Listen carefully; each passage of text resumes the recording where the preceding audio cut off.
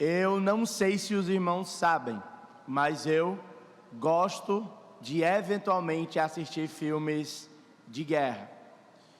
E talvez um dos mais famosos seja o filme intitulado O Resgate do Soldado Ryan. Não sei quantos dos irmãos já o assistiram. É um filme de guerra que começa com a invasão da Normandia, naquele que foi chamado o Dia D, dia 6 de junho de 1944, durante a Segunda Guerra Mundial, quando os soldados americanos desembarcaram na praia de Yohama e enfrentaram a forte resistência das forças alemãs.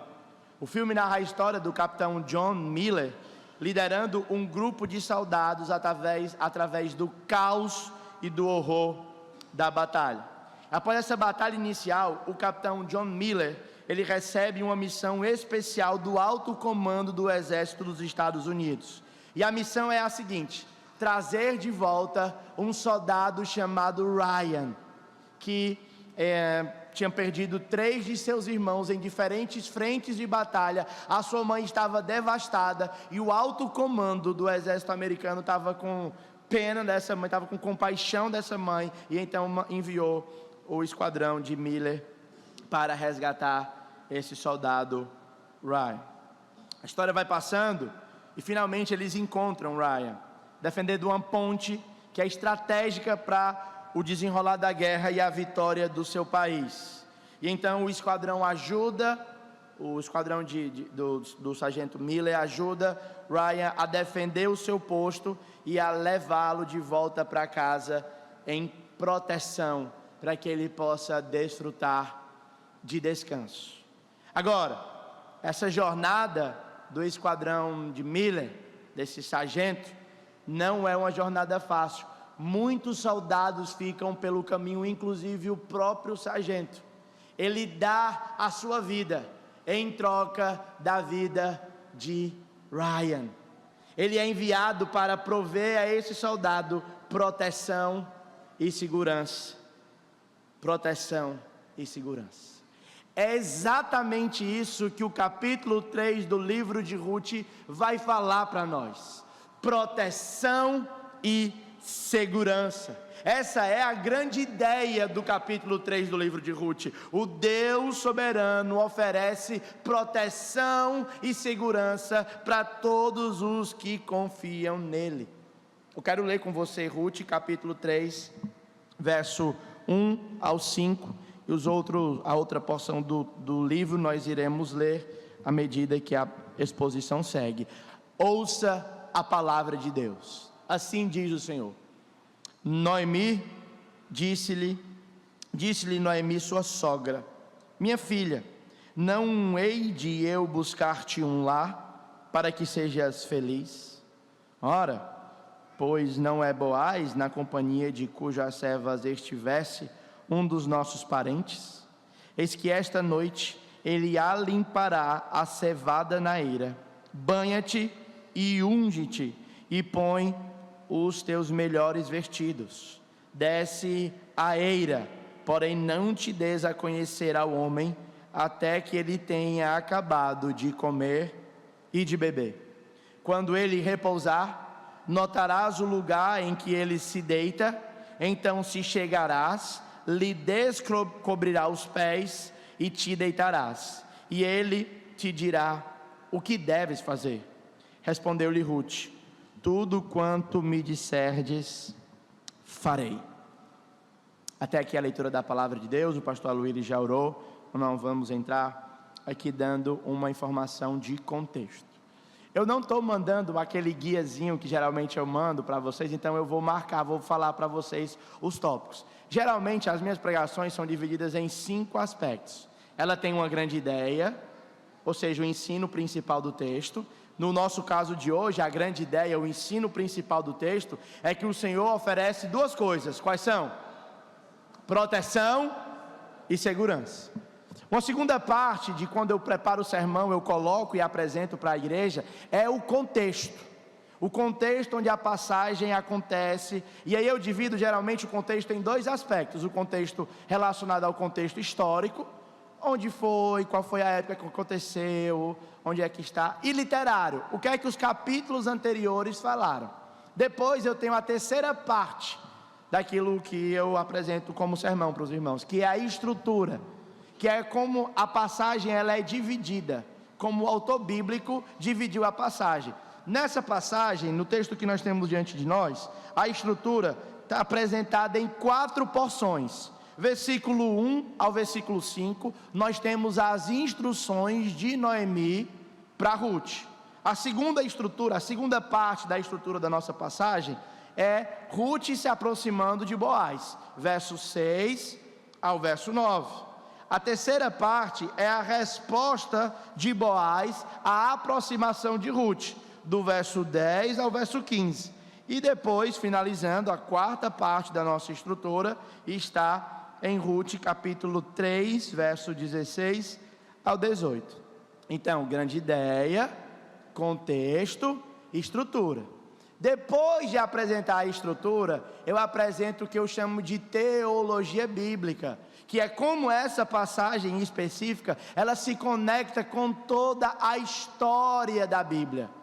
Para que nós não pensamos só em Ruth como a heroína desse capítulo, dessa história, mas como essa passagem se conecta com o plano redentivo, a história da salvação, e mostra-nos a pessoa de Cristo. E eu termino no 5º ponto, fazendo as aplicações. Então vamos lá, vamos repetir.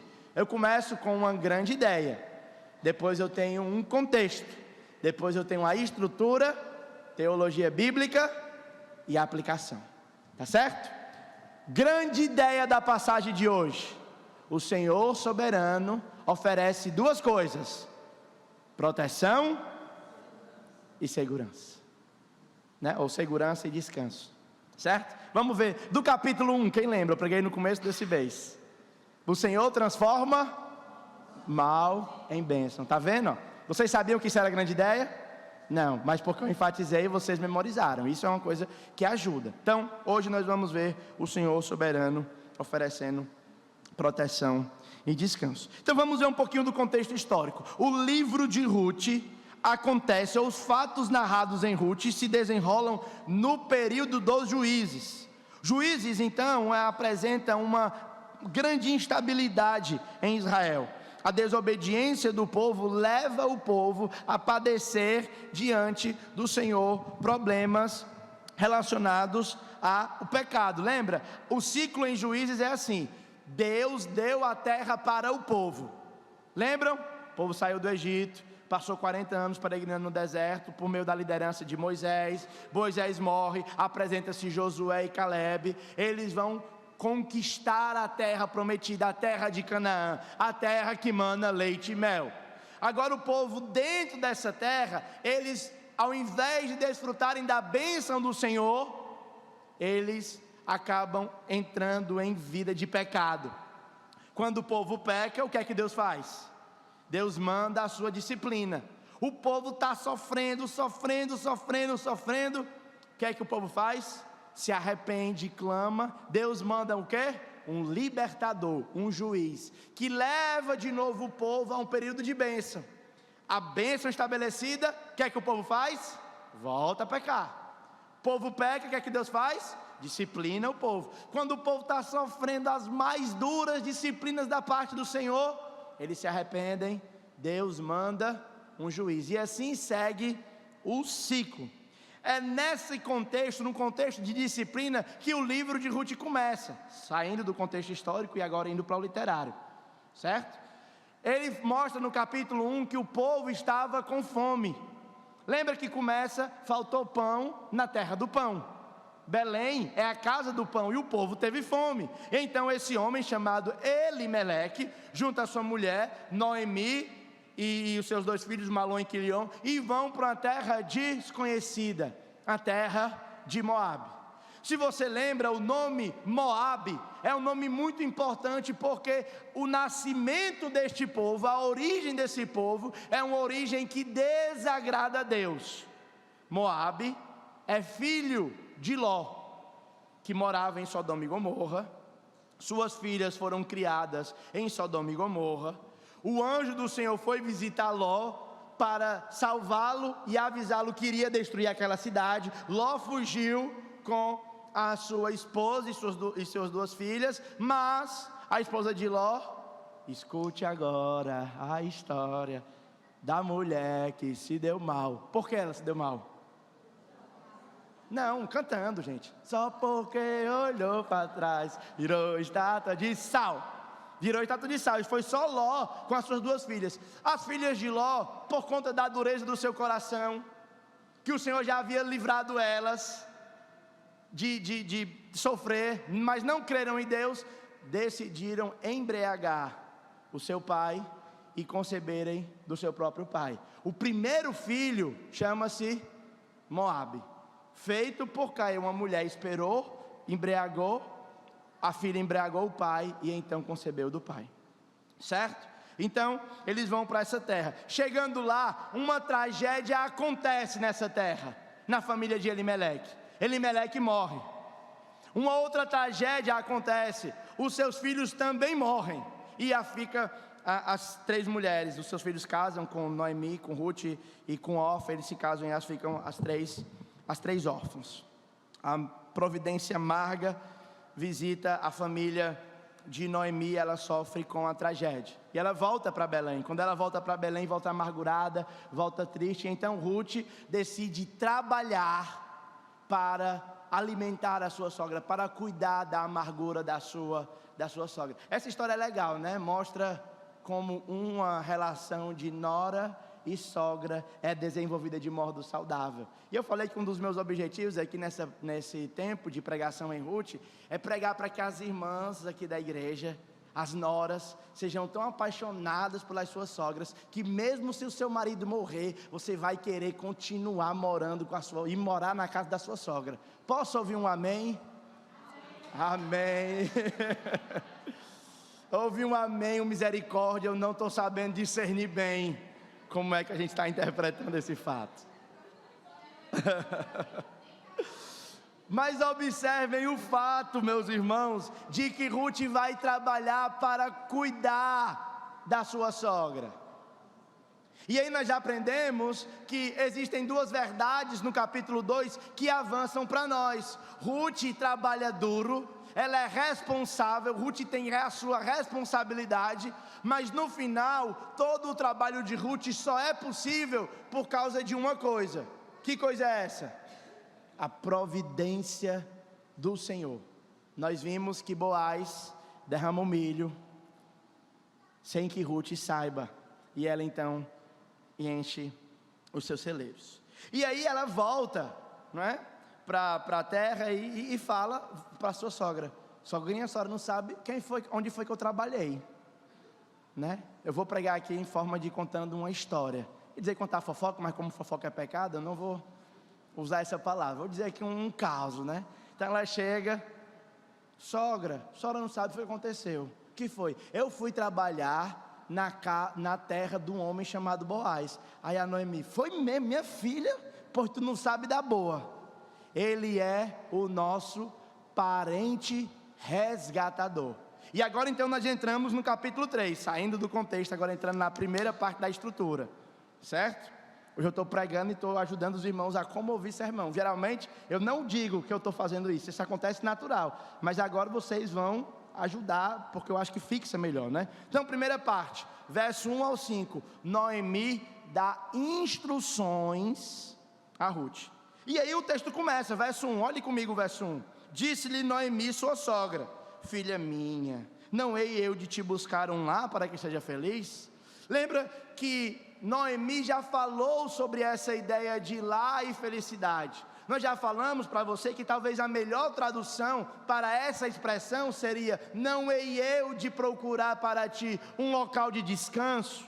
Volte comigo para o capítulo 1 do livro de Ruth, especificamente o verso 8, que diz assim: disse-lhe Noemi, ide, quando elas estavam considerando voltar para Belém, voltar cada um à casa de sua mãe. O Senhor use de benevolência convosco, como vocês usaram com os que morreram comigo. O Senhor vos dê que seja feliz. Uma outra tradução vai dizer: o Senhor vos dê descanso. Na cabeça de Noemi, o descanso estava relacionado à viúva encontrar um marido. E agora ela ainda orou pedindo a isso, mas agora ela é como se fosse uma resposta da sua oração. Não hei eu de procurar atender aquilo que eu orei ao Senhor?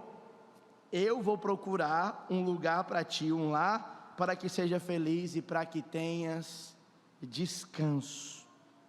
E aí, meus irmãos, no verso 2 e 3, ela vai apresentar o seu plano.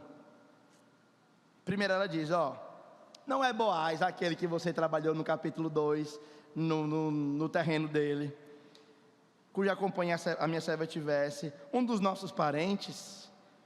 Ela disse, Então o que é que você vai fazer? Banha-se, tome um banho e unge-te.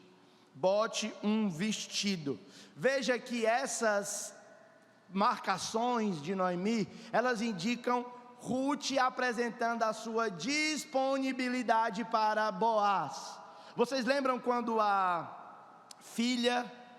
esposa do filho de Judá ficou viúva? Ela botou vestes de viuvez. Agora ela banhou-se e botou novas vestes para indicar que ela não estava mais sofrendo como viúva e estava agora disponível para o casamento. Desce a eira, porém não te dê a conhecer o homem até que ele tenha acabado de comer e acabado de beber. Vocês lembram que essa coisa aqui é legal, né? Vai haver, a noite de limpar a cevada. Como é que se limpa a cevada? Você pega o grão seco. O mais próximo que eu vi foi quando eu morava em Viração, que tinha a colheita do feijão. Eles colhiam feijão, botavam numa lona, deixavam o dia inteiro até que ficasse todo seco. Depois eles pegavam um pedaço de pau e batiam para que pudesse debulhar o feijão, soltar. E aí ficava naquela lona a mistura de feijão com a casca seca que soltou-se. Então o que eles faziam? Eles jogavam para cima, e aí a palha, que é leve, ela voava e só ficava o grão, que é um pouquinho mais pesado. Isso é o que Boaz iria fazer, e ele ia passar o dia fazendo isso. E esse período de colheita era um período de muita festa em Israel. Lembra que eles vinham de um período de muita fome. Essa era a primeira colheita depois da fome que eles passaram. Então haveria celebração, haveria festa em Israel. E Noemi sabia, melhor dizendo, que Boaz ia comer um pedacinho de pão e ia também ficar calibrado. Calibrado é diferente de melado. Ele estava só calibrado, certo? Se alguém ouvir essa pregação fora do Ceará, não vai fazer a menor ideia do que é que significa, né? Mas Boaz ia ficar calibrado, mas não ia ficar melado. Vocês entenderam? Todo mundo entendeu? Calibrado ia ficar alegre, né? Por causa do vinho que ele ia tomar. Aí Noemi explicando para Ruth, quando ele repousar, fique de olho no lugar que ele vai se deitar. Você chegue até ele e descubra o quê? Os pés. Aí aqui tem muitos comentaristas aqui, eles dizem, o que é que significa descobrir os pés? Alguns dizem que é deixar ele sem roupa, e dar uma conotação mais sexualizada. Mas eu creio que a melhor explicação para a ideia de descobrir os pés é simplesmente a ideia de dar a ele um desconforto. Você lembra que Israel é conhecido por suas temperaturas fortes ao longo do dia, mas suas baixas temperaturas à noite. Então o que Ruth deveria fazer era descobrir os pés para gerar um eventual desconforto em Boaz, para que ele pudesse acordar em determinado horário. E então ele te dirá o que deve fazer. E Ruth respondeu, tudo quanto me disseres eu farei. Então esse é o plano dela. E aí, meus irmãos, o que será que vai acontecer? Eu quero que você se coloque aqui no lugar de Ruth. Ela é mulher há mais de 3.000 anos atrás. Ainda hoje na nossa época, é completamente contracultural uma mulher ir em direção ao homem para pedi-lo em casamento. Não é verdade? Pedir em namoro, geralmente, é os homens que fazem isso. E eu quero que você imagine, os irmãos, a tensão que é quando você vai pedir, né, a moça, a mão da moça, é uma tensão. Agora imagine para uma mulher, há 3.000 anos atrás, imagine para uma mulher sendo uma moabita em Israel. Imagine para uma mulher moabita em Israel, sendo nova, pedindo um homem mais velho e solteiro em casamento. Imagine ela fazer isso de noite. Imagine a tensão que Ruth estava vivendo, enquanto ela seguiria as instruções de sua sogra. Mas o verso 6 ao verso 9, a segunda parte da estrutura, mostra Ruth se aproximando de Boaz. O verso 6 diz o seguinte: então ela foi para a eira e fez tudo quanto a sua sogra lhe havia ordenado. Ou seja, ela não disse para Boaz que estava lá, ela não deixou que Boaz conhecesse, visse ela, percebesse ela. Ela permaneceu ali no lugarzinho dela, só esperando Boaz ficar calibradinho no ponto, para depois ele ir dormir. Havendo, pois, Boaz comido e bebido, olha como a estratégia de Noemi é sagaz, porque o que parece a entender aqui é que o ápice do nosso bom estado de espírito se dá quando nós estamos com essas duas experiências atingidas. Eu comi, eu me alegrei e agora eu estou em paz, né? Ela veio, ele estava já de coração tanto alegre, ele veio deitar-se ao pé de um monte de cereais, e então Ruth chegou de mansinho, descobriu o pé e se deitou. Tem duas formas de compreender o se deitou aqui. A palavra se deitou, ela tem dois usos possíveis ao longo do Antigo Testamento. Um é que ela deitou do lado, como geralmente deitam os casais, e a outra é que ela deitou na frente dos pés, como se eles dois estivessem fazendo um T.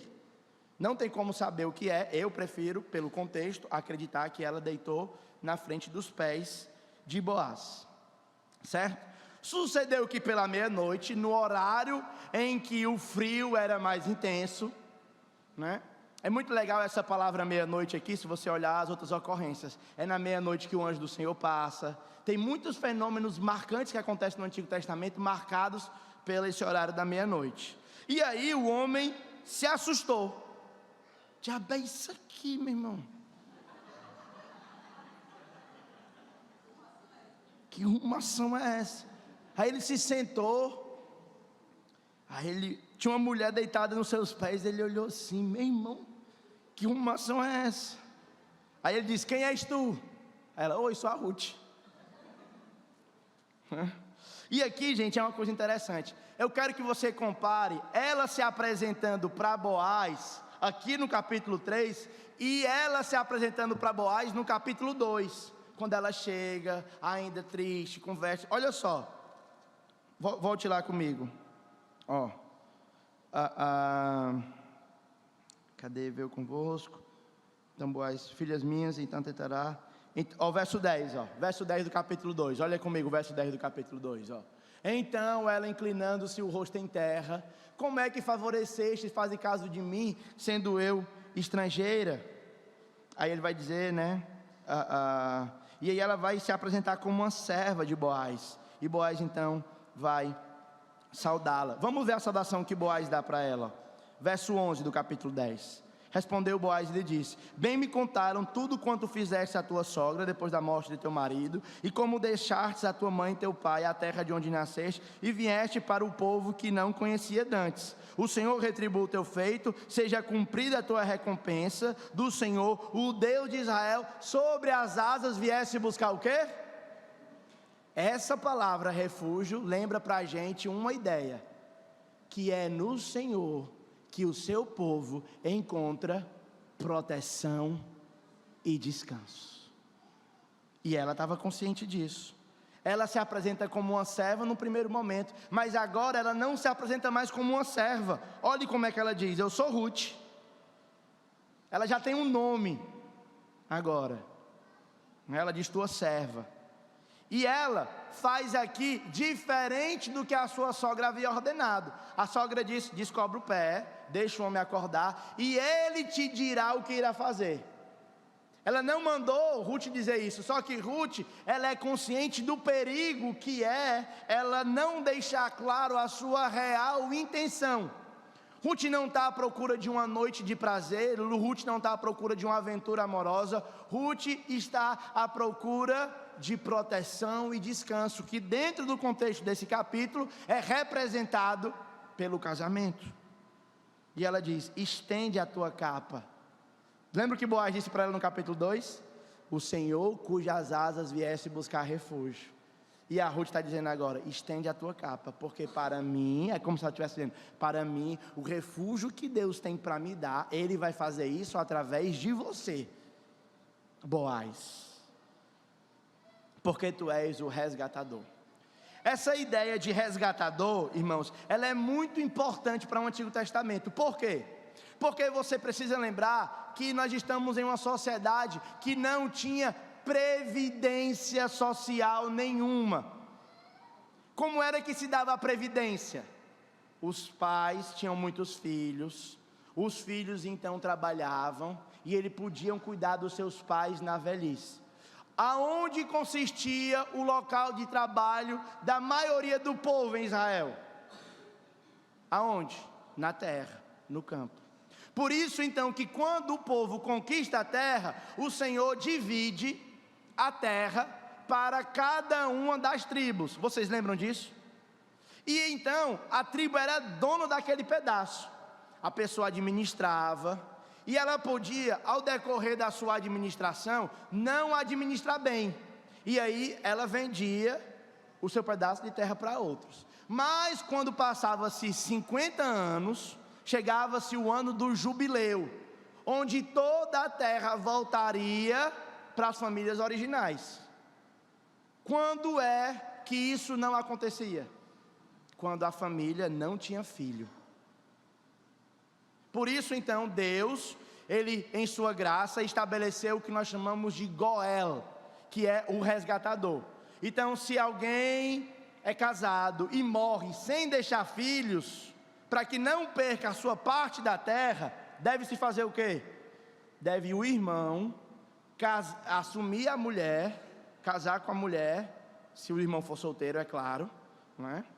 Pelo menos assim como a lei diz. Eu não sei como é que funcionava todos os casos, certamente pode ter casos de poligamia. E o primeiro filho seria do irmão falecido, porque ele suscitaria a descendência da terra. Vocês entenderam? Então a mulher era casada, o marido morreu, não deixou filho, o irmão casava com a mulher, tinha filho. O primeiro filho era do que morreu, para poder não perder a sua parte da terra. Se não tivesse filho, a terra era perdida. Por isso o desespero de Noemi. Por isso que as mulheres no Antigo Testamento clamavam abundantemente: Senhor, dá-me filho, senão eu morro. Lembra de Ana? Ela sabia, se o Senhor não desse filho, ela morreria. Por quê? Porque não haveria quem perpetuasse o nome do seu marido, e portanto a sua terra seria perdida. Por isso então ele, o Senhor, instituiu a figura do resgatador. E aí quando não tinha-se o irmão, você ia para os primos, para os parentes, que tivesse 3 critérios. Primeiro critério: precisava ser do sangue do marido. Precisava ter o critério do sangue. Segundo critério: precisava ter condições financeiras para poder assumir. E terceiro, ele tinha que querer fazer isso. Não era não era imposto para ele. Ele tinha esses 3 critérios. Então, quais são os 3 critérios? Consanguinidade, condição e desejo, ou querer, ou vontade. Certo? Ruth se coloca aos pés de Boaz e diz: estende a capa sobre tua serva, porque és parente resgatador. Agora nós vamos para a terceira parte da nossa estrutura, que é do verso 10 ao verso 15. Essa parte eu chamei de a resposta de Boaz. Boaz então reconhece a virtude de Ruth, e ele acalma Ruth, dizendo para ela que ele irá protegê-la. Boaz então oferece a sua proteção e vai dizer: bendito seja tu do Senhor, minha filha, melhor fizestes da tua última benevolência do que a primeira, pois não foste atrás de jovens, quer pobres, quer ricos. Qual é a benevolência de Ruth? A benevolência de Ruth para com a sua sogra. Algumas pessoas acham que essa benevolência é para com Boaz, mas não é, é para com a sogra, de procurar alguém que seja resgatador, porque se Ruth casa com outro homem, que não um da família, não a descendência de Elimeleque se perderia, e Boaz enxerga a virtude de Ruth. E aqui tem uma lição muito preciosa para nós, porque aqui nós temos um homem de idade avançada, de posses, servo de Deus, íntegro e solteiro, e uma mulher jovem, bonita, e o caba também, além de ser de posse, de idade, solteiro, também estava calibrado. A jovem bonita, viúva e desimpedida, os dois no escuro, com total liberdade para fazerem o que quiserem, mas ainda assim decidiram manter-se íntegros em seu relacionamento um com o outro. E Boaz decide, nesse ambiente de profunda tentação, por assim dizer, porque Ruth era alguém que inspirava a admiração de Boaz, ele decide elogiá-la por suas virtudes, mais do que pela a sua aparência externa. Ruth estava cheirosa, Ruth estava bem vestida, mas Boaz não elogia o cheiro e a roupa. Boaz elogia a virtude dela interior. O texto segue. Então Boaz, ele apresenta uma dificuldade para Ruth, no versículo 11. Agora pois, minha filha, não tenha receio, tudo quanto dissestes eu te farei, pois toda a cidade do meu povo sabe que és mulher virtuosa. Você já ouviu essa expressão em algum outro lugar da Bíblia? Mulher virtuosa. Aonde? Provérbios 31. E eu não sei se você está lembrado, mas na nossa Bíblia cristã, o livro de Ruth fica quando? Depois de Juízes e antes de Samuel. Mas na Bíblia hebraica, como os judeus tinham, que é o mesmo em conteúdo, mas em organização diferente, o livro de Ruth fica logo após o livro de Provérbios.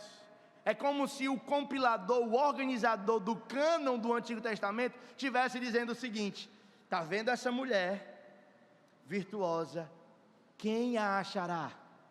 Vire uma página e você irá encontrá-la. Seu nome é Ruth.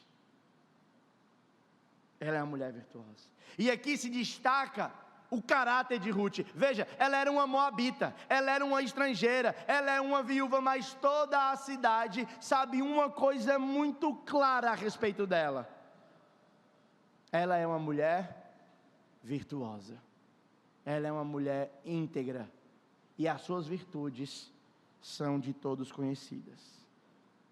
Boaz, mesmo apaixonado, meus irmãos, ele sabe que existe uma lei que rege o povo de Deus, e ele disse assim: é verdade, eu sou o resgatador, mas ainda há outro resgatador que é mais chegado do que eu. Então observe todo o clímax, todo o sentimento, todo o romance, por assim dizer, envolvido nessa cena. Não roubam de Boaz o seu anseio de obedecer à lei de Deus. Mesmo apaixonado, mesmo ardendo em paixão, ele reconhece e se submete à lei do levirato. Ele disse: por mais que eu queira lhe desposar agora, minha filha, eu quereria casar com você agora, mas eu não posso fazer isso, porque tem um resgatador que está na fila, ele é mais chegado do que eu, e nós precisamos lidar com isso. A preocupação de Boaz, ela não é só no seu relacionamento pessoal com Deus, mas ela também está relacionada à moral de Ruth e à forma como Ruth era enxergada na sociedade. Ele resguarda os direitos legais de Ruth. Ruth, por Boaz, não se casaria por debaixo dos panos. Ele instrui Ruth a seguir a lei, guardando o status de mulher virtuosa e uma israelita perante todo aquele povo. E a atitude de Boaz, meus irmãos, também ressalta a providência de Deus. Se Ruth e Boaz se casarem, seria somente porque o Senhor seria o responsável por tal união, porque somente Ele poderia vencer os obstáculos. E Ruth, então Boaz diz no verso 13: fica aqui, minha filha, fica aqui essa noite, e será que pela manhã, se Ele quiser resgatar, está bem que te resgate. Veja a submissão dele. Eu queria muito casar com você, Ruth, eu estou lhe admirando faz tempo. Tem 40 dias que Boaz e Ruth estão nesse negócio de trocar o WhatsApp. Boaz curte as fotos dela, né? Manda um oi sumida, né? Por que 40 dias? Porque é basicamente o período, 40, 55 ou 60 dias, o período do início da colheita para o final da colheita. Nós estamos no final da colheita, tem 40 dias, mas ainda assim Boaz, ele diz, eu estou submisso a Deus, tem outro, nós vamos ver, a lei manda que vá primeiro nele, eu não quero desobedecer a lei por causa das minhas vontades. No versículo 13 então ele diz, né, se lhe apraz se resgatar, então se ele não quiser, tão certo como vive o Senhor, eu o farei, deita-te até amanhecer. A preocupação de Boaz está relacionada à integridade de Ruth. Ele protege Ruth de um mal físico, porque ele diz assim, saia daqui, se ela saísse agora, meia-noite, ali 1h da manhã, seria perigoso em Israel uma mulher sozinha andar nesse horário. Mas ele pede para que Ruth saia antes do amanhecer, para que ela não seja vista com Boaz, porque ele quer resguardar, seria muito difícil explicar. Lembre que os moabitas eram conhecidos por quê? Porque a filha deitou-se com o pai embriagado. Aqui nós temos um contexto muito parecido. E o leitor que está lendo isso aqui, o israelita diz assim, eita, a moabita vai de novo, o homem está embriagado, ela se aproximou dele, olha só, é isso que os moabitas fazem. Mas Ruth mostra que os fenômenos do passado não são capazes de definir a relação dela com o Senhor. Ruth agora não é mais uma moabita espiritualmente falando, agora ela faz parte de Israel, ela agora é parte do povo de Deus, e ela mostra que é possível deitar-se nesse aspecto com um homem calibrado e ainda assim manter-se a integridade, porque o que rege ela não são as suas paixões carnais, mas sim o relacionamento dela com o Senhor. E Ruth e Boaz também se preocupa, aqui no verso 13, não somente em satisfazer as suas necessidades. Boaz não está assim, rapaz, eu vou conversar com ele, eu vou dar um jeitinho para poder casar contigo. Não, ele está preocupado que Ruth consiga o seu resgatador. Observe que Boaz, enquanto busca, enquanto interage com Ruth, ele está mais preocupado no bem-estar da Ruth do que no seu próprio prazer e na sua própria satisfação. Então, ele diz assim, deita aqui, minha filha, deita aqui até amanhã. O que é que Boaz está oferecendo para Ruth? Proteção. E está oferecendo para Ruth descanso. Fique aqui, você vai ficar protegida, eu não vou tocar em você. Fique aqui, porque se você sair, lembra que nós estamos no período dos juízes. Vocês viram o que eles fazem com mulher no versículo 19 de Juízes? Aqui você vai estar protegida. E pode dormir, minha filha. Pode dormir, porque eu velarei o seu sono. Ficou, pois, deitada, o verso 14 vai dizer, Ruth aos pés de Boaz até amanhã. Levantou-se um pouco antes que a claridade permitisse que um se conhecesse ao outro. Porque Boaz disse, para que não se saiba que a mulher veio à ira. Disse mais Boaz a Ruth, dá-me o manto que tens sobre ti e segura-o. Ela segurou, encheu com 6 medidas de cevada e lhe opôs as costas. Então ela entrou na cidade. Boaz está tão preocupado em resguardar a integridade de Ruth, que ele não quer que Ruth seja vista pela manhã andando sem nada. Então vamos colocar aqui umas sementes dentro desse negócio, para que todo mundo que veja você andando de manhã, pense o quê? Ela estava trabalhando, porque ela toda arrumada, cheirosa, aí ela, rapaz, olha a mulher as belemitas, ei, olha aí a Ruth, tu tá vendo? Mulher, o que será que ela estava fazendo, hein? Faz tempo que ela está se engraçando por Boaz, será? Mas não, rapaz, olha, Ruth veio trabalhando. E de fato, além disso, ele também ofereceu para ela proteção, alívio, para que ela pudesse também se alimentar. Observe que os dois problemas da família de Noemi estão relacionados a esse conceito de vazio. Ela está com fome e ela está sem filhos. E aqui parece que começa a reversão das tragédias da vida de Noemi. Agora ela não está mais com fome, agora ela já tem mantimento para a sua vida. E por fim, a última parte da nossa estrutura, verso 16 ao 18, Ruth retorna para sua sogra. Chegando à casa de sua sogra, esta lhe disse: como te passaram as coisas, filha minha? E ela contou tudo quanto aquele homem lhe fizera. E disse ainda: estas medidas de cevada ele mas deu e me disse: não voltes para a tua sogra sem nada. Observe que essa palavra nada é como Noemi diz assim: eu saí ditosa de Belém e voltei para Belém sem nada. E agora Ruth usa essa mesma palavra, o autor usa essa mesma palavra para dizer: ei Noemi, a provisão chegou na tua casa. Você chegou sem nada, mas em Israel não falta pão. Existe um Deus providente que alimenta todos os membros do seu povo. Ei Noemi, descansa. Ei Noemi, se liberta da amargura. E então, o verso 18 para finalizar a parte da estrutura. Então lhe disse Noemi: espera, filha minha, até que se saiba em que se darão as coisas, porque aquele homem não descansará, enquanto não resolver este caso ainda hoje. Meus irmãos, muitas coisas nós temos para aprender desse capítulo, e aqui eu vou começar as minhas aplicações. A primeira aplicação é que esse capítulo ele é um tributo à integridade. Não existe ocasião sequer que justifique você ceder o desejo do seu coração.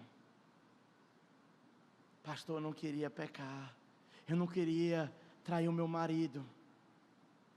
Mas é porque, pastor, eu tinha tomado 2 copinhos de cerveja, eu tive a oportunidade, a gente estava sozinho, eu não queria, a culpa não foi minha, a culpa foi da situação que aconteceu.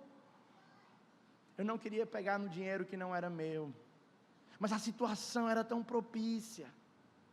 E muitas vezes, meus irmãos, nós justificamos as nossas inclinações carnais com a oportunidade. Pastor, eu traí minha mulher porque ela não me dá a atenção que eu queria. Eu traí minha mulher porque eu entreguei a esse impulso carnal, porque eu não me sinto amado, valorizado e respeitado. Minha mulher não me dá o que é devido, eu tenho que buscar fora. O senhor sabe, quem não encontra em casa tem que buscar fora.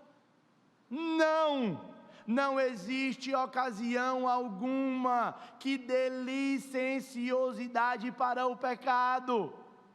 Por mais que as circunstâncias sejam favoráveis, por mais que o seu corpo esteja tomado de ondas elétricas, queimando de paixão, a integridade, ela nos leva a obedecer à lei do Senhor, mais do que nos entregarmos às nossas paixões. Não justifique, meus irmãos, o seu erro. Não justifique, minha irmã, o seu erro por causa das circunstâncias. Lembre-se que o problema nosso, ele tem uma raiz, e a raiz não é o outro, a raiz é o nosso próprio coração. Segunda coisa que eu aprendo aqui sobre esse texto, eu aprendo que nem todo mundo vai ter a oportunidade de crescer como um israelita. Nós não sabemos o passado de Ruth. Talvez Ruth tivesse se relacionado em Moabe em devassidão.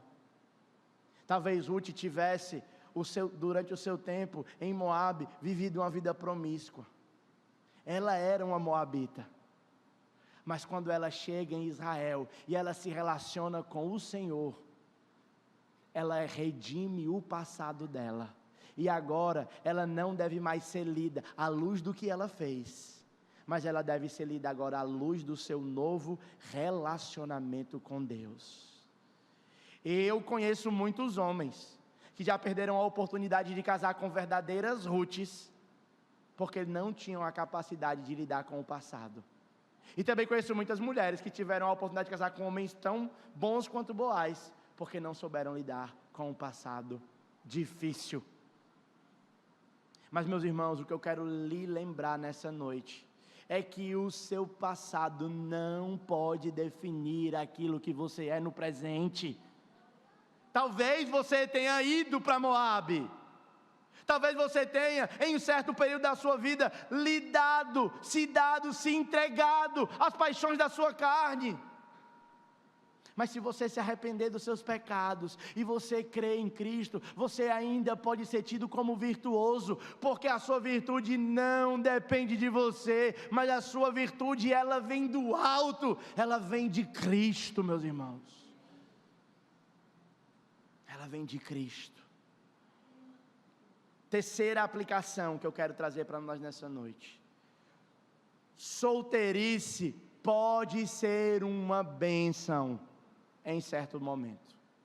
Nós temos um homem velho, um homem crente, um homem estribado, solteiro. Nós precisamos expandir a nossa compreensão de que a completude da experiência humana se dá na família. E alguns vão até além. Não é só na família, é na família e com filhos. E outros vão até além, família com filhos e muitos. Embora eu reconheça a bênção de muitos filhos, a gente não pode cair no erro de achar que muitos filhos, ou que existe a completude. A completude da vida cristã pode ser vivida sozinho, no seu relacionamento com Cristo. Deus aos 30 anos está solteiro e feliz. Então nós não podemos minimizar a bênção que é uma solteirice vivida para a glória de Deus. Eu estou dizendo isso porque nós temos pessoas da nossa comunidade solteiras, nós temos jovens que vão crescer e podem ser que fiquem solteiros. Não sei por que estão se benzendo, a gente não acredita nessas coisas de se benzer não, viu? E nós temos pais que vão aconselhar os filhos: observe que é possível ser um crente fiel a Deus e viver a solteirice para esperar o momento certo para a hora de casar, como Boaz. Talvez porque Boaz não casou, talvez Boaz não tivesse encontrado, lembra que é o período do juízo, talvez não tivesse mulher virtuosa o bastante, e Boaz não queria casar por casar, ele esperou o tempo correto. Amém? E eu caminho para o final, meus irmãos, lembrando que Ruth capítulo 3, e aí eu voltando aqui para essa última, na verdade, é que às vezes a gente acha que proteção e descanso estão dentro dessas coisas, né? Alguém vai dizer assim, ó, um casal só é casal quando tem filho. Não, um casal é casal quando se casa. Um ser humano só vive feliz quando tem um companheiro ou uma companheira para compartilhar a vida. Não, a felicidade só tem uma fonte capaz de dar conta de toda a complexidade da vida. Quem é essa fonte? É Jesus. Se a fonte da felicidade, vou dizer de novo, se a fonte da felicidade, ou seja, o lugar de onde ela jorra, é esposa e filhos, a sua felicidade um dia vai acabar, porque seus filhos ou vão sair, ou vão morrer, e a sua esposa também, ou você vai morrer. Agora, se a felicidade genuína do cristão e a completude de um servo de Deus é Jesus, eu pergunto, quando é que seremos separados de Cristo, meus irmãos? Nunca. Por isso o verdadeiro lugar de proteção e descanso para nossas almas está em Cristo, e é exatamente esse o ensino de Ruth capítulo 3, esse capítulo, agora teologia bíblica, se encaixa na história da redenção, mostrando como Deus em sua providência, cuidou, resguardou, preparou o caminho para a linhagem de Davi, e por preparar a linhagem de Davi, Ele prepara o nascimento do Filho de Davi, de Cristo, que veio para restaurar toda a humanidade, para ser o nosso Goel, o nosso resgatador. Uma moabita está na linhagem do Messias, para mostrar para a gente que Cristo muda todas as histórias. E de fato, meus irmãos, aquilo que Boaz faz com Ruth, ao se dispor ao resgatá-la, é bem semelhante daquilo que Cristo faz com nós. Eu acho que você lembra os 3 critérios para alguém ser um resgatador: consanguinidade, condição e vontade. É exatamente isso que Cristo faz conosco. O primeiro Adão caiu, e um anjo não poderia nos redimir, um anjo não poderia nos salvar, precisava ser do nosso sangue, da nossa carne. Por isso que o Verbo se fez carne e habitou entre nós. Precisava ter condição. Um único homem, em um período curto de sofrimento, carregaria o pecado de toda a humanidade, porque Ele era Deus, e Ele teve condição de suportar até a última gota do cálice da ira santa de Deus, e tinha que querer, meus irmãos. Como nós vamos ver, eu vou dar o spoiler do próximo episódio, o parente de direito não quis, mas Boaz quis. E na eternidade passada, quando o pai perguntou como iremos fazer para resolver o plano da humanidade, o filho disse: voluntariamente, eu me entrego. O texto vai dizer que, como uma ovelha muda perante os seus tosqueadores, ele não abriu a sua boca. Não porque ele não tinha poder, mas porque ele quis mostrar o aspecto de voluntariedade. Ele queria, meus irmãos, ele queria. Pedro falou: Senhor, não vá, eles vão lhe matar, não seja tão duro consigo mesmo. E Jesus disse: Pedro, eu vim para que se cumprisse as Escrituras. Ou seja, Jesus está dizendo: Pedro, em outras palavras, eu quero resgatar. Mas o que é diferente entre Cristo e Boaz é que Boaz vai redimir uma mulher virtuosa, mas Cristo vai redimir uma mulher promíscua, uma mulher que o trai todo dia. Ele vai redimir Pedro, por exemplo, que enquanto o Senhor reafirmava o seu amor por Pedro, Pedro negou 3 vezes.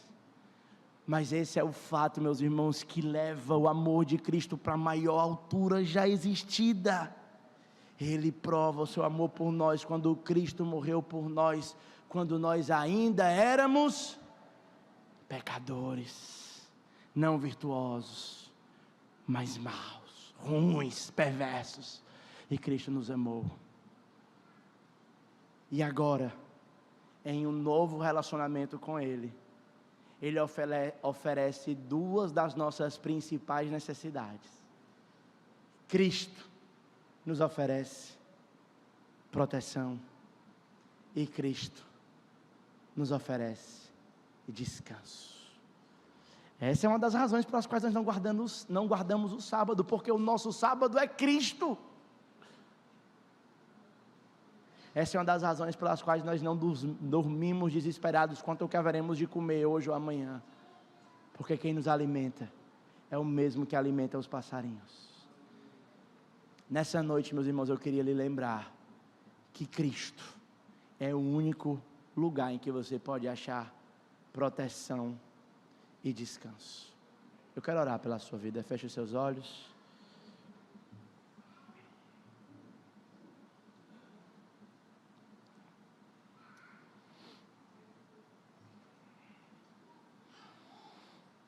Senhor, nós estamos aqui mais uma vez diante da Tua presença para dizer que é debaixo das tuas asas que nós queremos encontrar descanso. É debaixo das tuas asas, Senhor, que nós queremos ser protegidos, porque é o Senhor quem nos protege. Se o Senhor não edificar a casa, em vão trabalho que edifica. Por isso nós entregamos tudo o que temos e que somos para o Senhor, no nome de Cristo. Amém. E antes de passar, você lembra que eu comecei contando a história do soldado Ryan? O filme termina de uma maneira muito significativa. O filme termina agora com o Ryan, no final da sua vida, diante do túmulo do sargento que ofereceu a ele proteção e descanso. E ele pergunta: será que eu fiz valer a pena o seu sacrifício? O Senhor me deu proteção e descanso, sargento, mas olha, está ali a minha família, eu os amei.